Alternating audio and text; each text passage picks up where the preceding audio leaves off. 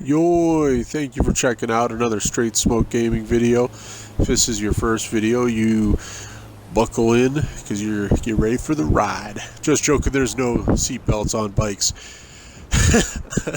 Well, we do advise to wear the helmet. Anyway, today we're looking at the top 3 bikes that are under 300k. Top 5 bikes. Sorry. Top 5 bikes under 300k. And all these bikes are like starter bikes, as any bike under the $300,000 limit we set is like a starter bike. And it'll be Straight Boss OV8 myself and Straight Boss Big Hoss. We're the 2 bike enthusiasts in our crew, so we'll be the ones doing this video. And coming in at number 5 is the Pegassi Batty 801. You could get the 801 or the 801RR, either way, it doesn't matter. They're practically the same. Here you can see Big Hoss taking the Batty for a spin. This is a pretty good bike. It handles pretty well. Speed's there. Wheelies are good. Stoppies are good, as you'll see here. Look at this stoppie. Oh, so good. It takes you for a whole nother ride. But this bike is purchased off the Southern San Andreas website. It is only $15,000. It is one of the cheapest bikes on our top 5, and me and Big Hoss feel that this bike, for the price, is going to accomplish pretty much all that you're going to ask of a motorcycle to do, and for only $15,000, you really can't beat that. Now I'll pass it off to Big Hoss for number 4. Hey guys, I'm going to be introducing the number 4 spot. With this motorcycle, we got the LCC Hexer. This is more of a chopper bike. It is purchased on the same website as the last vehicle, the Batty. The Southern San Andreas website is where this motorcycle will be purchased. Now, for this is the same price as the Batty of 15 grand. It is a relatively very cheap bike, especially compared to choppers, since most of them are pretty expensive. But for the value of this motorcycle, it is definitely worth. Some of the very good things about this bike is the braking. It brakes on a dime. It doesn't matter if you're going very slow or very fast. It brakes very well. One thing this bike doesn't do compared to the Batty is wheelies. It's not that good on wheelies, except right there where it was just shown, because I was on a little bit of an incline. But as I try again right there, the front wheel just kind of sticks to the ground. Other than that, the speed, handling, it's relatively average for a bike. It's not good, but it can be made with improvements. It's not good, but it's not bad. But yeah, for 15 grand, this is definitely worth it. I would probably say that I would want this a little bit more over the Batty, but it kind of depends. Yeah, personal preference. Yeah. I will also be doing number 3 vehicle, as right here, displayed in the top right corner of the screen. This is the Cliffhanger. Now, this is more of a dirt bike influenced bike.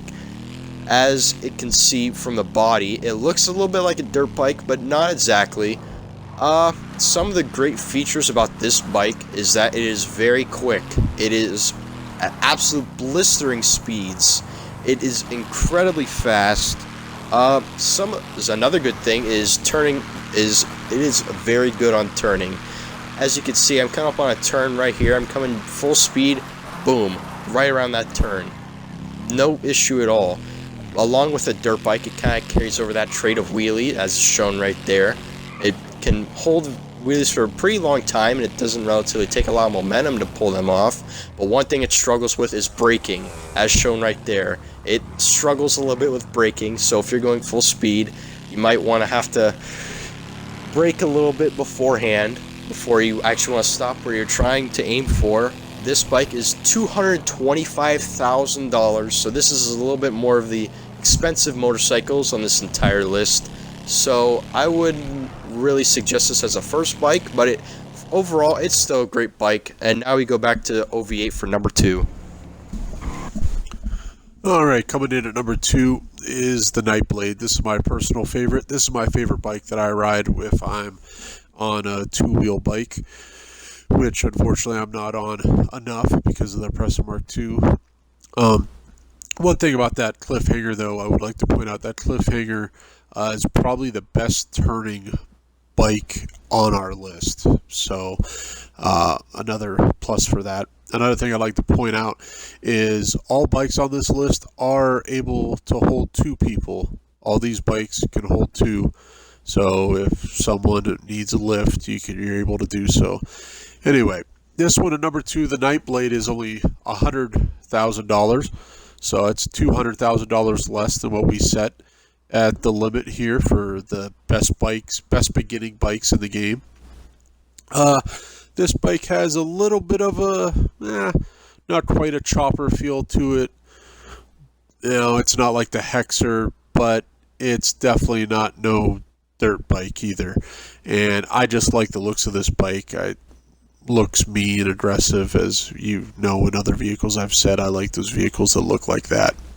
And here I take Big Hoss for a little spin here.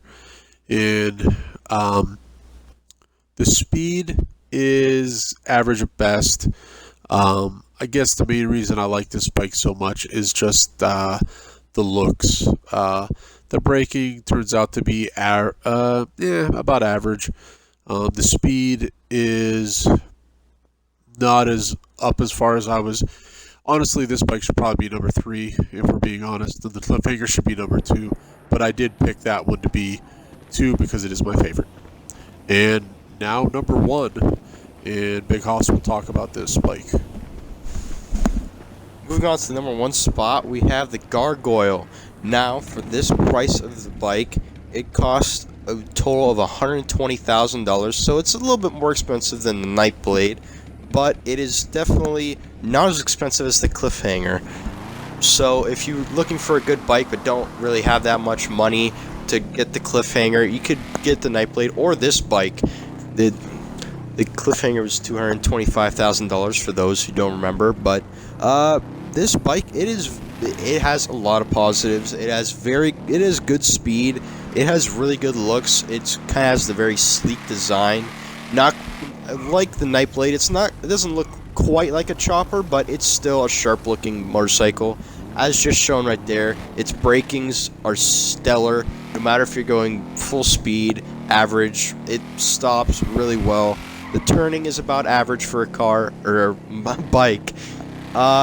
Right there, that was just shown also the wheelies. It can be done really well. So definitely for the value of this bike, it is definitely worth. Another thing is that with the Arena War, you can actually transform this bike into the Death Bike that OV8 is on right now. That's what you can transform this bike into. And now we will pass it off to OV8 to talk about the Death Bike and its advantages. Yes, the reason why the Gargoyle bike is number 1 is because it is able to be transformed into this monstrosity before you. As you can see, this is a weaponized vehicle now. Now, granted, it will cost a lot of money to transform the Gargoyle bike into this, but one of the perks of why this is number 1 is it at least has that capability. You start with the Gargoyle bike, which is a very good bike anyway. Chances are the Gargoyle bike was going to be number 1 on this list, regardless of whether it could be turned into a death bike or not. I mean, if we're being bluntly honest. So this is just an added fact that makes this bike so versatile. Here, the weaponized, look how fast we blow up this vacationing Winnebago. Oh, sorry, party's over. And that was relatively quick. It could do wheelies. The Death Bike, once you get the Death Bike, it is, I'm pretty sure, and correct me in the comments if I'm wrong, but I'm pretty sure the Death Bike is the fastest bike in the game. Everything I've seen, that it is the fastest bike in the game. And it has armor. You can upgrade the armor on it. It comes with a shield. Now, this is the futuristic Death Bike, as opposed to there is other variations of the Death Bike. There's the Future Shock, which is this, and there's also the apocalyptic Death Bike and the Nightmare variations. Those come with a little bit bigger shield, and that's a plus to them. Another weapon that is forgotten about a lot on this bike is the spinning blades. And those spinning blades ain't no joke. They will slice and dice. And as you can see here, we flattened the tires on this car relatively quickly. And they also take out any CPUs or anything like that as well. So that's our video. I hope you enjoyed it. That was our top 5 bikes for under 300K. As promised, I would get this out to you by Friday. Other videos that we have coming up here, I still have this week's Yay or Nay. I haven't decided what vehicle I'm going to be discussing in the Yay or Nay. If you guys have any suggestions, I have one in mind, but I don't want to say it. If you have any suggestions for the vehicles that are on sale this week and you want a Yay or Nay on, just leave it in the comments, and I'll do it, you know. But the vehicle has to be on sale, because that's what Yay or Nay is about. And other videos we have coming up, I kind of want to do like a bike rally. I want to get a car show on here, a little more of a fun video rather than an informational video. So be looking out for a bike rally or a car show that we're going to be putting on here. That'll be coming up probably the beginning of next week. The Yay or Nay video will be up tomorrow for sure, whatever vehicle gets picked. And as far as Orb Smoke, I don't know what he has going on as far as Madden or 2K. I'll be discussing that more with him tomorrow. But yeah, if you got a kick out of the video or enjoyed it at all, we would really appreciate it if you'd like on comment. We're always open to criticism. We definitely are looking to make better, more quality videos, and also we take suggestions on videos too. Big Oz taking a little spill there. Whoa, hey, that's my man. Just shake it off.